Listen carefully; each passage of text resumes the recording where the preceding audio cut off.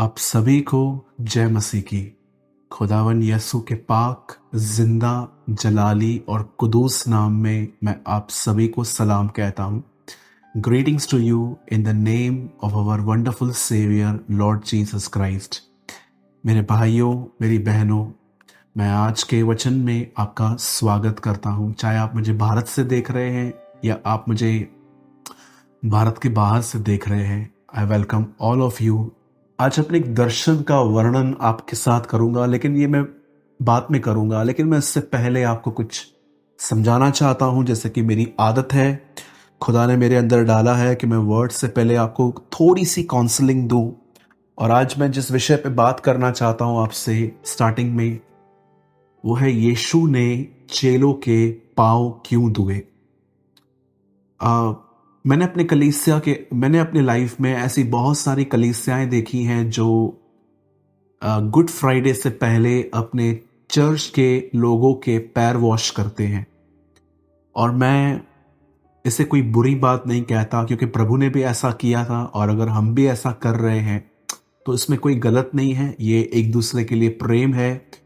और इन दिनों में मैं जब अपने डेली डिवोशन को, मैं हर दिन जब बाइबल पढ़ता हूं, तो मैं जॉन चैप्टर 13 में आया, जहां पर प्रभु ने अपने चेलों के पांव धोए थे।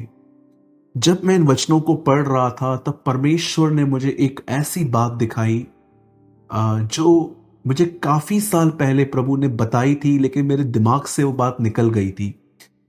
आप जानते हैं, बाइबल ऐसा बताती है कि मरने से एक रात पहले प्रभु ने अपने बाहरी कपड़े उतारे थे, अपने हाथ में एक बेसन लेके उसमें पानी डाला उसने, और बाइबल बताती है कि उसने अंगोछा पहन के हर चेले के पांव को धोना शुरू किया। आप जानते होंगे कि उसने यहूदा इस्करियोती के भी पैर धोए, और उसने जब पतरस के पैर धोने चाहे तो पतरस ने उससे कहा कि तू मेरा सर भी धो दे। जब मैं इन सारी बातों को पढ़ रहा था, तब मैंने कुछ लर्न किया, कुछ मैंने सीखा, जो मुझे लगा कि मुझे अपने भाई बहनों के साथ शेयर करना चाहिए। आप जानते हैं, एक चीज हमारे बॉडी में 99% क्लीन नहीं होती। इट मीन्स आप कितना भी उसे साफ रखिए, उसमें थोड़ी बहुत मट्टी लगी जाती है, और वो है हमारे पैर। क्योंकि वो जमीन पे पड़े हुए हैं, तो हर जमीन पे पता नहीं क्या क्या पड़ा हुआ है। क्यों प्रभु ने उनके पैर धोए? क्या उनके पैर खराब थे? क्या उनके पैर मैले थे? मैं आपको कुछ समझाना चाहता हूं कि अगर हम अपने भाई बहनों के पैर धो रहे हैं फिजिकली, तो इसमें कोई बुराई नहीं है। लेकिन इस वचन का एक अर्थ यह भी है जो मैं आपको बता रहा हूं। आप जानते होंगे कि प्रभु ने एक जगह पे यह भी कहा कि दो भाई थे, वो आपस में मिले, तो एक भाई के आंख में लट्ठा था। एक्चुअली लट्ठा जो है एक लकड़ी का टुकड़ा होता है, और वो उसके आंख में है, और वो अपने भाई को जब देखता है कि उसके अंदर तिनका है, तिनके को वहां पर इंग्लिश में लिखा गया है द स्पैक ऑफ डस्ट। एक छोटा सा मट्टी का तिनका उसकी आंखों में चला गया, और वो भाई कह रहा था कि मैं तेरे तिनके को निकाल दूं, लेकिन उसके आंख में लट्ठा था। जब मैं प्रभु से पूछ रहा था, प्रभु ये तिनका जो था ये क्या है, तो प्रभु ने मुझे एक बात सिंपली बताई कि ये मट्टी है। आप जानते होंगे कि अगर आपके हाथ में कुछ लग गया, पैर में लग गया, तो भी आप चलते रहते हैं, लेकिन फिर भी जब आपकी आंख में कुछ जाता है तो आप नहीं चल सकते। आप सबसे पहले पानी लेकर उसे साफ करते हैं, या तो एक कपड़े को गर्म करके आप अपने आंख पे रखते हैं ताकि उन चीजों को जल्दी निकाला जाए, क्योंकि ये आपको बहुत इरिटेट करता है। जब आंख में मट्टी जाती है तो आंख इरिटेट होती है। अब चेलों के पैरों में से मट्टी निकाली जा रही है। उस वचन में क्या समझाया गया है कि अगर आप अपने भाई के अंदर कोई बुराई देख रहे हो, आंख का तिनका मतलब बुराई, लेकिन आप खुद भी बुराई में हो, तो आप उसकी हेल्प कैसे कर सकते हो? यीशु ने कहा पहले अपने आंख से लट्ठा निकाल, तब तू उसके तिनके को देख पाएगा। तिनके को, ये पाप को दर्शाता है। वहां पर अगर आप देखें तो प्रभु ने एक्चुअली उस तिनके को पाप कहा है कि अगर तू अपने भाई के अंदर कोई बुराई देख रहा है और तू खुद उससे भी ज्यादा बुराई कर रहा है, तो तू उसको कैसे संभालेगा? यहां पर भी यीशु चेलों के पांव धो रहा है, मट्टी निकाल रहा है। मैं आपसे पूछना चाहता हूं, हमारे परिवार में, हमारे कलीसिया में, हमारे काम की जगह पे हम ऐसे बहुत सारे लोगों को देखते हैं जो गलत जिंदगी जी रहे हैं।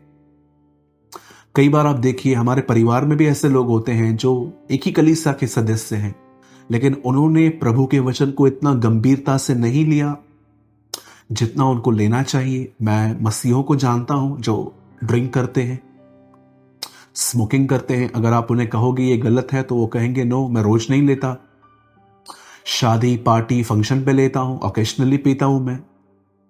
कई लोगों को आप बोलिए कि ये गलत है तो कहेंगे नहीं, मैं तो ऐसा कुछ भी नहीं कर रहा, इट्स ओके। मैंने तो अपने कलीसिया में देखा है कि कुछ लोग ये कर रहे हैं। आप जानते हैं, कई सारे लोग हमारे घर में रहते हैं, कलीसिया के अंदर रहते हैं, हमारे काम की जगह में रहते हैं, या हमारे अनबिलीवर फ्रेंड्स होते हैं। मैं आपसे पूछना चाहता हूं, आपने कौन सी मिनिस्ट्री ली है? लोगों को कंडेम करने की कि देख तेरी आंख में तिनका है, कि यीशु की तरह उस मट्टी को साफ करने की? किसी को क्रिटिसाइज करना बहुत आसान है कि तुम ऐसे हो, तुम वैसे हो, तुमने ये किया, तुमने वो किया, तुम्हारा पास्ट लाइफ ऐसा है, तुम प्रेजेंटली ये है। कितनों की हम मदद करते हैं, मुझे बताइए, उन चीजों में से बाहर निकालने के लिए। यीशु ने कहा, उस मट्टी को साफ करके प्रभु ने कहा कि मैंने तुम्हें एक नमूना दिखाया, मैंने तुम्हें एक एग्जाम्पल दिया है कि जो मैंने तुम्हारे साथ किया है तुम वही एक दूसरे के साथ करना। एक दूसरे के साथ करना इट मीन्स सिर्फ एक दूसरे को कंडेम मत करना कि तू ऐसा है, तू वैसा है, लेकिन एक दूसरे को अपनी जिंदगी से उनकी मदद करना। आप जानते हैं, कई लोग सच नहीं सुनना चाहते। अगर आप उन्हें कहोगे कि आप गलत कर रहे हो तो आपको नहीं समझेंगे, लेकिन क्या आप उनके सामने एक एग्जाम्पल हो? क्या आप उन्हें अपनी लाइफ से सिखाते हो? एक दिन मैं एक प्लेस पे था, कुछ भाई लोग वहां बैठे थे, तो मैंने देखा कि किसी व्यक्ति के लिए वो बात कर रहे थे। तो बात करते करते वो उसकी पर्सनल लाइफ में चले गए, ये ऐसा है, इसने ऐसा किया, और 6 लोगों के बीच में मैं अकेला बैठा था और मैं बिल्कुल शांत था। तो उन्होंने मुझसे पूछा, और ब्रदर सूरज, आप इसके लिए क्या बोलना चाहते हैं? इस भाई के लिए आपका क्या व्यू है, आपका क्या ओपिनियन है? मैंने उनको कहा, मैं नहीं जानता। मैंने कहा, परमेश्वर ने मुझे इसके लिए नहीं चुना है कि मैं एक एक व्यक्ति का बैठ के न्याय करूं कि कौन सही है, कौन गलत है। और मैंने उनको भी कहा, अगर आप सच में उस भाई से प्यार करते हैं तो आप दुआ कीजिए कि अगर वो गलत है भी तो खुदा उसे ब्लेस करे, उसे निकाले। जब मैंने ये जवाब उन्हें दिया और मैं चुप करके बैठ गया, तब मैंने देखा कि वहां पर बुराई बंद हो गई। उसके बाद उस भाई के लिए किसी ने बात ही नहीं की, सब अपने अपने काम में लग गए। मैं आपको कहना चाहता हूं, पुराने नियम में लिखा गया है, उसका वचन हमारे मार्ग का उजियाला है और पांव का दीपक है। लेकिन नए नियम में ऐसा लिखा है, वह जीवन है और वह जीवन हमारी ज्योति है। नए नियम में जीवन ज्योति है। नए नियम में सिर्फ वर्ड्स लाइट नहीं है, जैसे ओल्ड टेस्टामेंट में दाऊद कहता है कि तेरा वचन मेरे पांव का दीपक और मेरे मार्ग का उजियाला है, पर नए नियम में लिखा है उसमें जीवन है और वो जीवन हमारी ज्योति है। कई बार जब आप किसी जगह पे बैठ रहे हैं और उस समय आपको याद आ रहा है कि अगर प्रभु यहां होता तो वो कैसे जीता, आपका लाइफस्टाइल चेंज हो जाएगा। मेरे भाइयों, मेरी बहनों, लोगों को क्रिटिसाइज न करें, लोगों को ब्लेम्स न करें, उन्हें कंडेम मत करें। उन्हें अपने जीवन से सिखाएं कि उन्हें कैसे चुप रहना है, कैसे बहनों से बात करनी है, कैसे कमजोरों को संभालना है। B a example. बाइबल तो हर एक के पास है, डेविल हमसे 10 टाइम्स बेटर प्रीच कर सकता है, लेकिन क्या वो एक एग्जाम्पल है? एक वही है जिसके लिए प्रभु ने कहा है वो नरक में जाएगा, संसार का शासक दोषी ठहर चुका है, क्योंकि प्रभु को पता है वो कभी रिपेंट नहीं करेगा। लेकिन आपके साथ रहने वाला हर व्यक्ति एक दिन पश्चाताप कर सकता है। लोगों के पांव में से मट्टी निकालिए, सिर्फ उन पे दोष मत लगाइए। स्पेशली घरों के अंदर जब आप बहनें, आप भाई जब अपने घरों में हैं और आप देख रहे हैं कि आपके घर के अंदर कुछ लोगों का स्वभाव ऐसा है, उनकी मदद करें, उनसे प्यार करें। उन्हें ये मत दिखाइए कि हम आपको पसंद नहीं करते, हम आपको रिजेक्ट करते हैं, आप हमारी तरह नहीं हो। नो, कोई भी कोई भी रिलेशन ऐसे नहीं होता, उसके ऊपर कुछ काम करना पड़ता है। मैं आप में से हर एक को कहना चाहता हूं, प्रभु ने उनकी मट्टी निकाली हमें सिखाने के लिए कि जब भी तुम अपने भाइयों में मट्टी देखो तो उनकी मदद करना। और मैं हमेशा कहता हूं और मैं फिर से कहता हूं, किसी भी संबंध को खत्म करने का एक सबसे बेस्ट वे जानते हैं क्या है? आई होप आप इसे नहीं लेंगे, जस्ट मैं इन्फॉर्म कर रहा हूं आपको।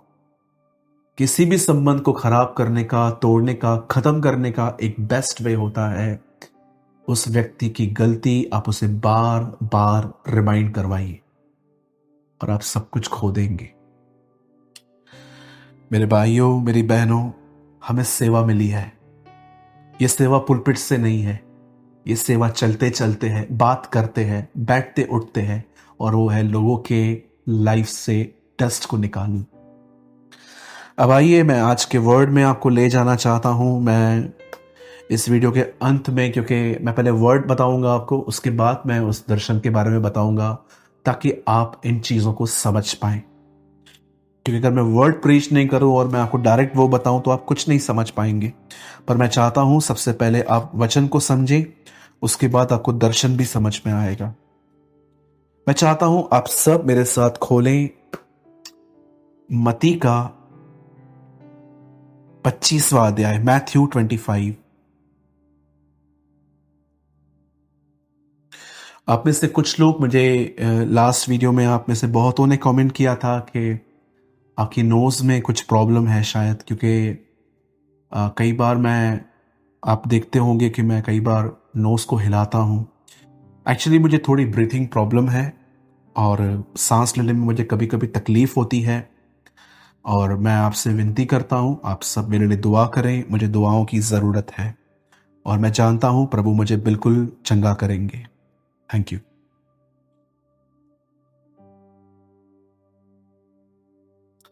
मैं आपके लिए एक वर्ड पढ़ रहा हूं, आप प्लीज मेरे साथ खोलिए मत्ती 25वां अध्याय, मैथ्यू 25।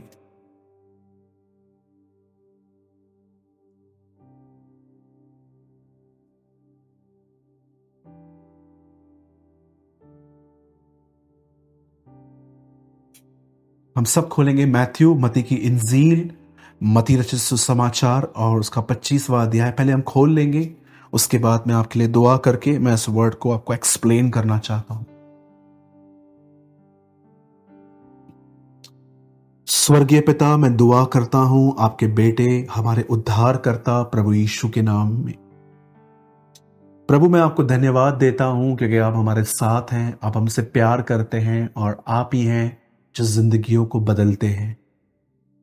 मैं दुआ करता हूं आज तेरे वचन के द्वारा हर व्यक्ति बदला जाए, हर व्यक्ति अलर्ट हो। मैं जानता हूं खुदा, आज के संदेश में उत्साह नहीं लेकिन कुछ चेतावनियां भरी पड़ी हैं। होने दे प्रभु, आज तेरा वचन हर एक को स्पर्श करे, हर एक को आशीष दे। वचन को चुराने वाली, माइंड को डिस्ट्रैक्ट करने वाली सारी बुरी आत्माएं हमारे लाइफ से चली जाएं। Bless each and everyone lord, in Jesus name, amen, amen. इससे पहले कि मैं वर्ड को स्टार्ट करूं, मैं चाहता हूं आप सब मेरे साथ अपना दाहिना हाथ उठाएं और मेरे पीछे कहें, खुदा, मेरे परमेश्वर, मुझसे बात कर, मेरी जिंदगियों को बदल, मेरे मन को बदल और मुझे और तेरे पीछे चलना सिखा। Thank you Lord, thank you. मैं आपके लिए एक वर्ड पढ़ रहा हूं 25 का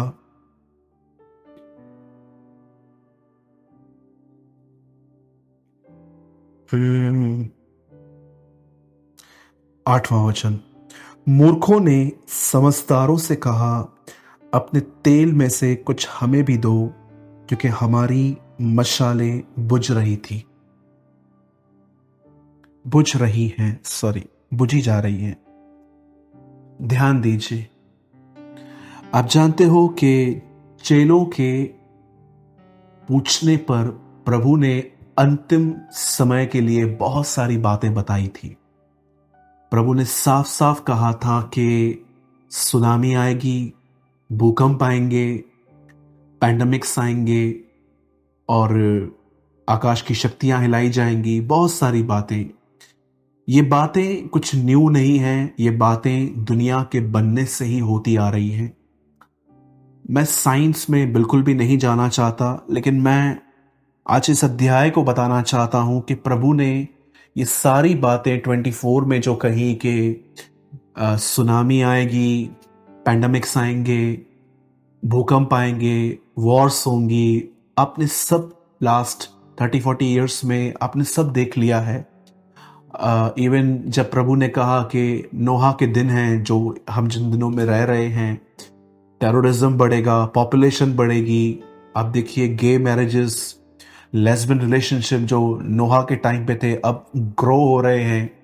आप अगर यूट्यूब पे देखेंगे तो उनकी परेड्स होती हैं, ये एक जगह से निकलकर जुलूस निकाल के गे और लेस्बियन ये सब इन दिनों में गवर्नमेंट को कह रहे हैं कि हमारा भी एक मालिकाना हक हो, हम भी कंट्री के जो सिटीजनशिप है, जो भी मतलब जैसे आप लोग रहते हो वैसे हमें भी रहने के लिए एक कानूनी कर दिया जाए। ऐसी बहुत सारी बातें आप इन दिनों में पढ़ रहे हो। खैर मैं इन साइंस में नहीं जाना चाहता, ये बातें जगत के बनने से ही हैं और ये बातें अब इंक्रीज भी होने लग गई हैं। लेकिन जैसे ही प्रभु ने 24वें अध्याय में बातें बंद की, उसने 25 में हमें तैयार होने के लिए कहा। और जब उसने तैयार होने के बारे में कहा तो उसने एक बहुत ही खूबसूरत दृष्टांत बताया हमें कि 10 कुंवारियां थी। ये पिक्चर है कलीसिया की। ऐसा नहीं लिखा है कि 10 शादीशुदा औरतें थी। कुंवारी इट मीन्स चर्च, और दूल्हा यीशु मसीह है जो अपनी कलीसिया के साथ एक दिन विवाह करेगा। यीशु ने कहा 10 कुंवारियां थी, इनमें से 5 मूर्ख थी, 5 समझदार थी। बाइबल बताती है कि मूर्ख और समझदार दोनों के पास तेल था, लेकिन मूर्खों के पास एक्स्ट्रा ऑयल नहीं था। और बाइबल बताती है कि जब ये 10 के 10 दूल्हे के आने का वेट कर रही थी, तो बाइबल मुकद्दस साफ कहती है कि उसके आने में देर हुई।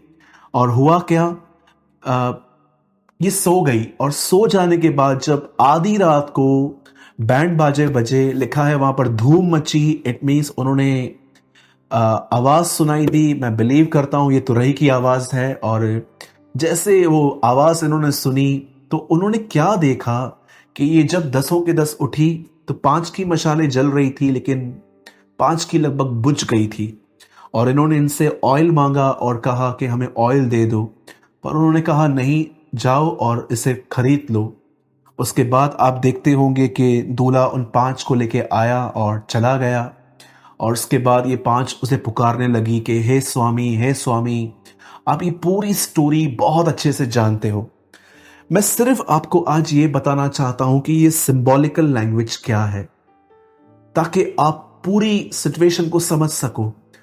मैं चाहता हूं आप इस बात को समझिए। कुंवारियां कलीसिया का चित्र है। उन दिनों में उनके पास मशाल थी। अब देखिए मशाल में 3 चीजें हैं। एक खुद मशाल है, इट मीन्स वो जो हाथ में पकड़ने वाला एक स्टैंड होता है, उसके अंदर ऑयल है, और ऑयल के वजह से उस मशाल में से आग लगी हुई है। मैं आपको बताना चाहता हूं जो ये मशाल है, ये है परमेश्वर का वचन, परमेश्वर की प्रतिज्ञाएं, ये है खुदावन का कलाम। और जो ऑयल है वो है पवित्र आत्मा, उसकी भरपूरी। और ऑयल के ऊपर जो आग जल रही है, यह है खुदावन का स्वभाव, प्रभु परमेश्वर का नेचर जो हम में पवित्र आत्मा इंपार्ट करता है। और जैसे दूल्हा आया, उसने क्या देखा? उसने देखा कि मशालें जो हैं वो बुझी जा रही हैं, लेकिन जिनकी मशालें जल रही थी वो उनको अपने साथ ले गया।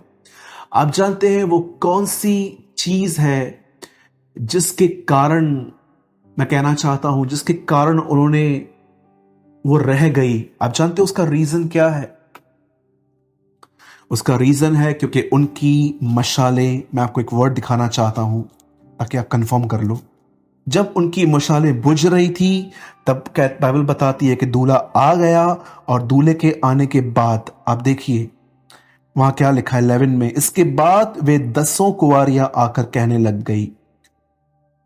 जैसे दूल्हा आया ये उठ गई, और इन्होंने क्या देखा कि इनकी मशालें बुझी जा रही थी, और अच्छे से इन्हें पता था कि मशाल बुझने पर वो हमें नहीं पहचानेगा। मैं एक बार फिर से रिपीट करता हूं, ये जो 10 कुंवारियां हैं, it's a picture of church. ये पूरी सिंबॉलिकल लैंग्वेज है।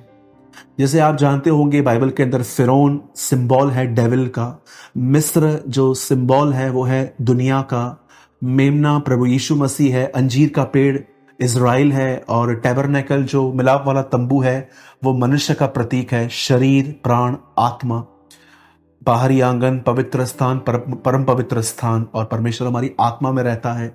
सांप जो है वो डेविल का एक प्रतीक है। वैसे ये सिंबॉलिकल लैंग्वेज है। 10 कुंवारियां जो हैं वो कलीसिया है। मशाल के ऊपर जो आग जल रही है वो वो परमेश्वर का स्वभाव है। ऑयल जो है वो पवित्र आत्मा की भरपूरी है, और जो स्टैंड जिस पे वो आग जल रही है, मशाल, वो परमेश्वर का वचन है। मेरे भाइयों, मेरी बहनों, जब यीशु मसीह वापस आए तो उन 5 को रह गए, वो उनको छोड़ के चले गए, और इन्होंने पुकारा, प्रभु, हे स्वामी, हे स्वामी। लेकिन उसने कहा, मैं तुम्हें नहीं जानता। क्या कारण था कि वो कुंवारियां रह गई? वन रीजन, वे परमेश्वर के स्वभाव को खो चुकी थी। आप जानते हो कौन से लोग होंगे जो प्रभु के साथ बादलों पर नहीं उठाए जाएंगे? मैं किसी का न्याय नहीं कर रहा, क्योंकि स्वर्ग और नरक कौन जाएगा, ये हक सिर्फ खुदा का है। वो जिस पर दया करना चाहे वो दया करता है। वो सिर्फ वही अकेला खुदा है जो उस दिन डिसाइड करेगा। लेकिन यहां पर मैं आपको बताना चाहता हूं, यहां पर बाइबल साफ कहती है, जिनकी मशालें बुझ रही थी वो रह गई। इट मीन्स जो लोग प्रभु में आए थे, आप देखिए उन्होंने बहुत अच्छी शुरुआत की थी। उन्होंने पापों से तौबा की, उन्होंने पश्चाताप किया, उन्होंने पानी का बपतिस्मा लिया। उसके बाद खुदावन ने उन्हें पवित्र आत्मा से और भरा। वो संगति में बहुतों के लिए ब्लेस्ड हुए। लेकिन आज कहां ना कहां वो अंदर से वापस बैकस्लाइड हो रहे हैं। और इनकी बैकस्लाइडिंग कहां दिखाई देती है? जब इनका पुराना नेचर वापस आ रहा है। वापस गुस्सा, क्षमा न करना, थोड़ी थोड़ी बात पे नाराज होना, जलन रखना अपने आप में, अगर ये नेचर इनके अंदर वापस आ रहा है, इट मीन्स मशाल बुझ रही है। क्योंकि मशाल को ऑयल नहीं मिल रहा। क्यों? क्या रीजन है मशाल के बुझने का? क्योंकि अब उसे पवित्र आत्मा की भरपूरी नहीं मिल रही, उसे वचन नहीं मिल रहा। मेरे भाइयों, मेरी बहनों, मैं आप में से हर एक को कहना चाहता हूं, मैं ये नहीं कहता हूं कि कौन डिनोमिनेशन हेल में जाएगी, कौन सी हेवन में जाएगी। ये डिसाइड उस दिन परमेश्वर ही करेगा। क्योंकि हम बहुत डिसीव हो सकते हैं इस चीज में।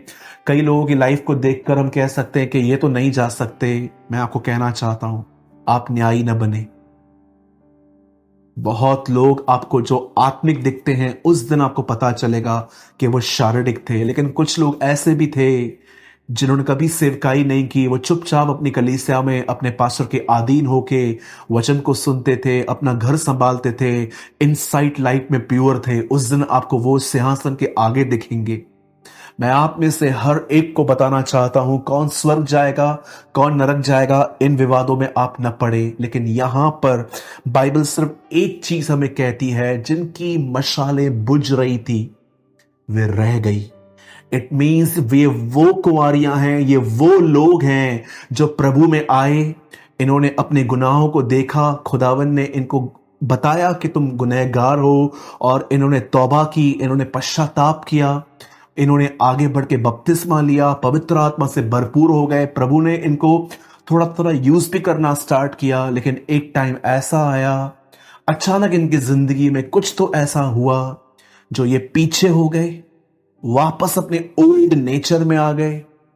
पुराने स्वभाव में आ गए, वापस गुस्सा, घमंड, जलन, चुगलियां मारना, यहाँ की बातें वहां करना, और इन्होंने अपना सब कुछ खो दिया, वो जो खुदा ने इन्हें दिया था। और फाइनली ये लोग रह गए।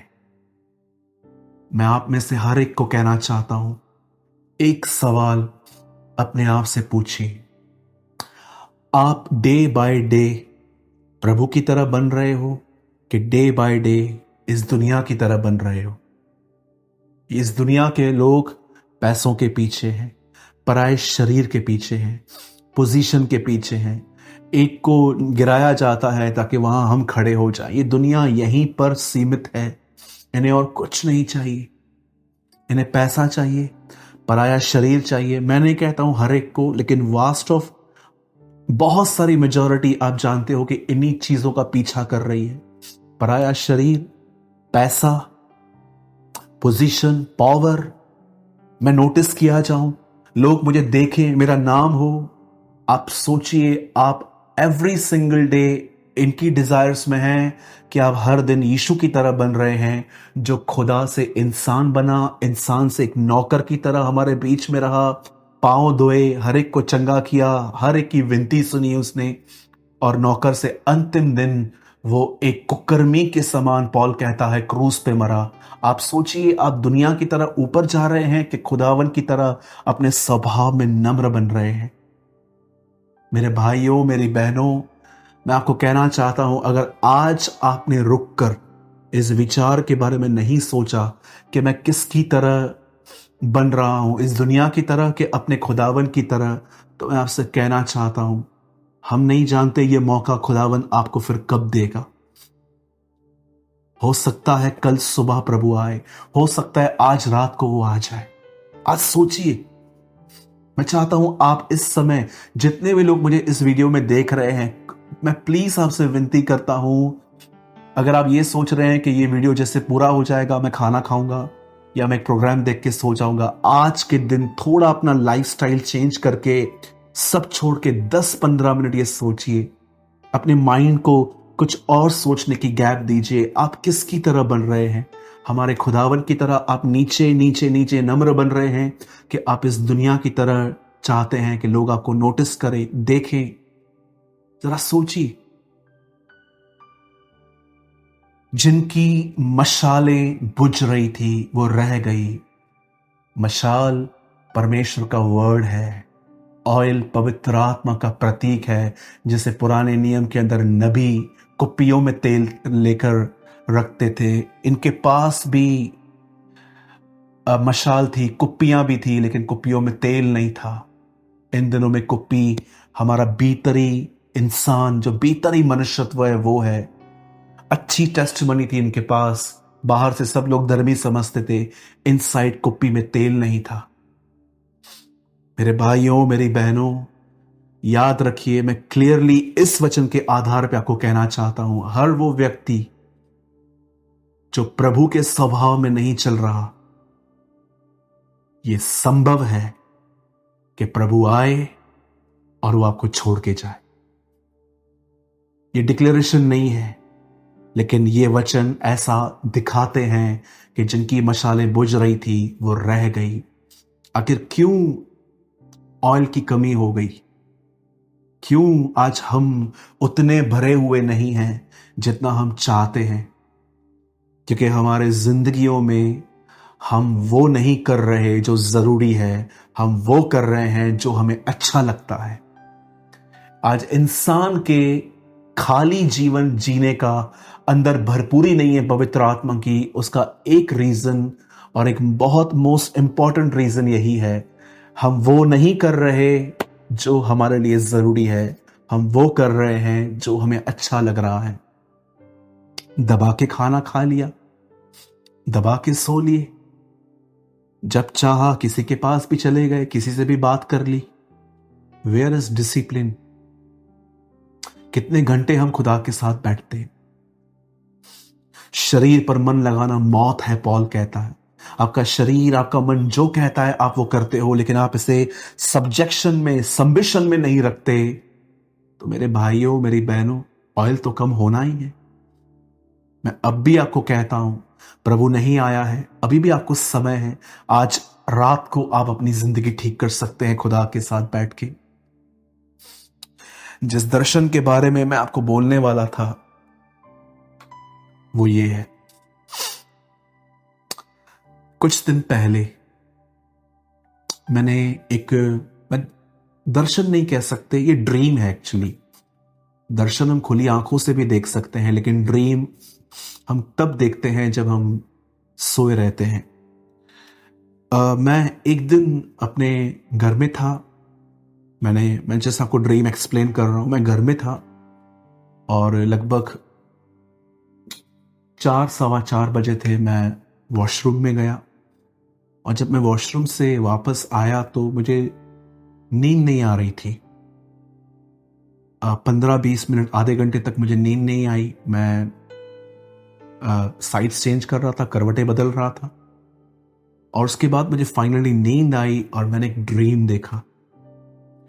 इस ड्रीम में मैं अपने घर से नीचे उतरा और जैसे मैं नीचे उतरा मैंने अपने घर के सामने 3 औरतें देखी, 3 बहनें देखी और ये तीनों बहनें प्रेग्नेंट थी। और मैं बहुत अच्छे से जानता हूं, जब मैंने इन बहनों को देखा मुझे उनमें से एक भी बहन मैरिड नहीं लग रही थी कि वो तीनों गर्भवती थी। उन तीनों के पेट में बच्चे थे, लेकिन इन तीनों में से कोई भी मुझे शादीशुदा नहीं लग रही थी। सब मुझे 16 और 20 साल के बीच में लड़कियों की तरह दिख रही थी और मैं उनको बड़े अजीब तरीके से देख रहा था कि इतनी छोटी हैं ये और प्रेग्नेंट हैं। ओके, उसके बाद मैं आगे बढ़ा तो मैंने क्या देखा कि एक बैंक थी, बैंक, और उस बैंक से मैंने देखा कि एक सीढ़ी थी और उस सीढ़ी से कुछ बहनें उतर रही थी। और मैंने जब इन बहनों को देखा तो मैंने क्या देखा, ये एक झुंड था। आई डोंट नो कितनी औरतें थी, 8, 10, 12 भी हो सकती हैं। और जब मैंने इन बहनों को देखा तो मैंने क्या देखा, ये सब प्रेग्नेंट है। ये भी सब प्रेग्नेंट थी।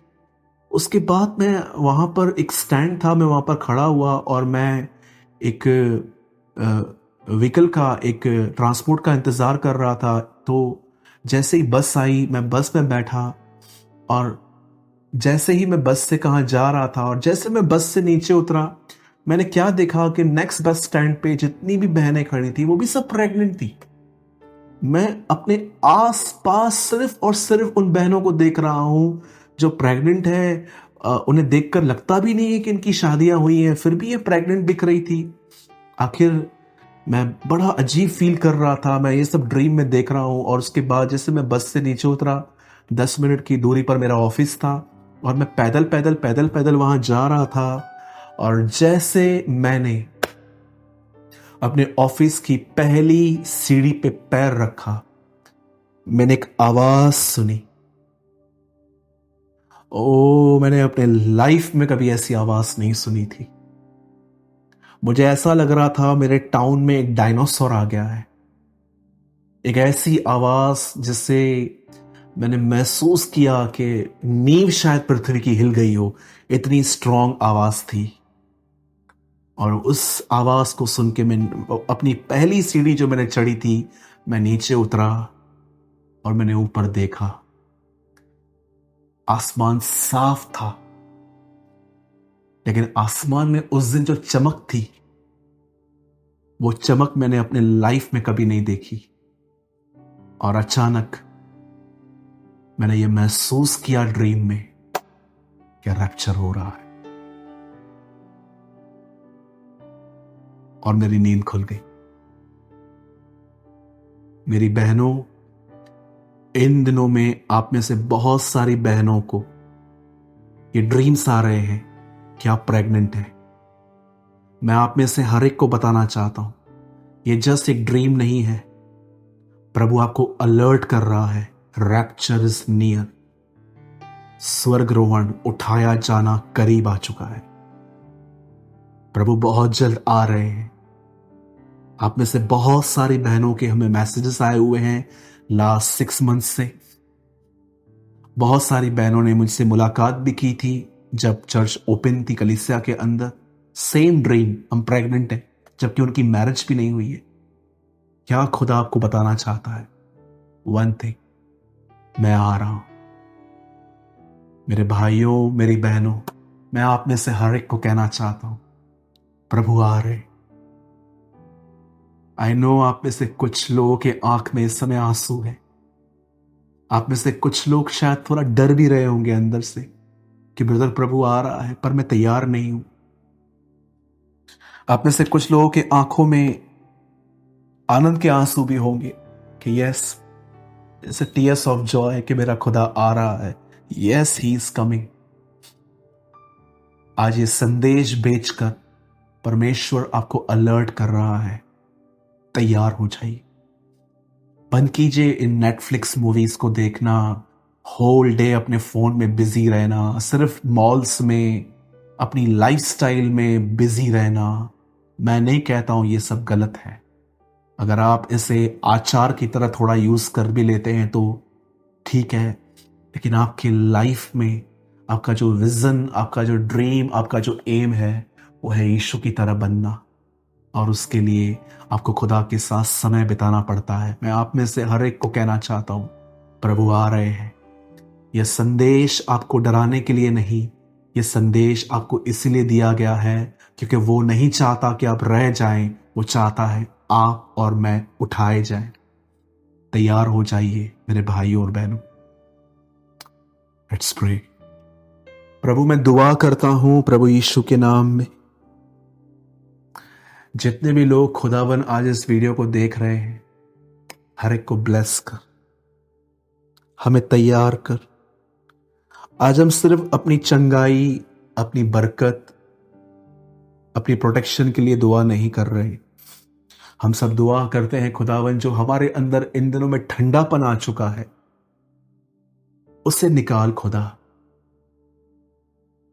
There's a special anointing. आप में से कुछ लोग मुझे देख रहे हैं, इस समय आपके बदन में एक तरह की हीट, गर्मी महसूस हो रही है। मैं आपको कहना चाहता हूं, परमेश्वर आपको स्पर्श कर रहे हैं। The lord is touching your life. आपके अंदर से वो सारा ठंडापन, वो दुनिया की गंदी आत्मा जिसने आपको ठंडा कर दिया है, खुदावन उसमें से आपको निकाल रहा है। अगर आपको इस समय वोमिट भी हो रहा है तो उसे करके आइए। The lord is touching you. परमेश्वर आपको स्पर्श कर रहा है। Lord bless each and everyone. हर एक को आशीष दे, हर एक को आजाद कर। मैं आपको सारी महिमा और आदर देता हूं प्रभु। सारी महिमा आपको देते हुए हम इस दुआ को यीशु के नाम से मांगते हैं, आमीन। जब मैंने ये दर्शन देखा था, इससे पहले जब कई लोगों ने मुझसे पूछा था इस दर्शन का अर्थ क्या होता है, कि अगर हम प्रेग्नेंट अपने आप को देख रहे हैं बहनों ने, तब मैं उनको नहीं बता पाया था। लेकिन इन दिनों में खुदा ने क्लियर कर दिया कि जब वो बहनें प्रेग्नेंट थी और फिर मैंने प्रभु का आना देखा, ये क्लियर साइन है कि एक सिंबल है कि प्रभु आ रहे हैं। पीड़ाएं खत्म होने वाली हैं हमारी। जैसे बच्चा पैदा होता है, उसके बाद वो बहन कभी पीड़ा को याद नहीं करती क्योंकि उसके बाद आनंद होता है उसके बच्चे का। वैसे ही प्रभु आपको बता रहा है कि बस मैंने तुम्हें बहुत सारी जगहों पर रख दिया पीड़ा में, अब मैं तुम्हें लेने आ रहा हूं। तैयार हो जाइए मेरे भाइयों, मेरी बहनों, बी रेडी। मैं धन्यवाद करता हूं आज के वर्ड के लिए जो खुदावन ने हमें दिया। मैं आपसे विनती करता हूं, अगर हो सके तो इस वीडियो को हर जगह पे फैलाइए, क्योंकि बहुत सारे लोग तैयार नहीं हैं। काश इस वर्ड को सुन के वो अलर्ट हों। और आप सबसे विनती है, अगर आपने आज के वर्ड से, हर सिंगल पर्सन से मैं कहना चाहता हूं, अगर आपने आज के वर्ड से ये फील किया कि प्रभु आपसे बात कर रहा है, तो कमेंट्स में जरूर लिखिए कि परमेश्वर ने आपसे क्या बात की। वहां ये लिखने की जरूरत नहीं है कि मैं एक अच्छा प्रीचर हूं, मैं बहुत अच्छा प्रचार करता हूं। जी, मुझे ये सब नहीं चाहिए। मैं चाहता हूं आप अपनी लर्निंग, या आपने खुदावन से कुछ सुना या कुछ एक्सपीरियंस किया, वो आप लिखिए। आपके कमेंट्स बहुत लोग पढ़ते हैं और ब्लेस्ड होते हैं। और हम प्रभु को सारी महिमा आदर देते हैं। और अगर आप हमारी कलीसिया को बनने के लिए और विधवाओं और अनाथों की शुद्धि लेने में अगर आप हमारी कुछ हेल्प करना चाहते हैं तो आप इस नंबर पे हमें व्हाट्सएप कर सकते हैं और हम आपको अकाउंट डिटेल्स दे देंगे। हम सारी बातों के लिए प्रभु को महिमा देते हैं। आप सभी को जय मसीह की।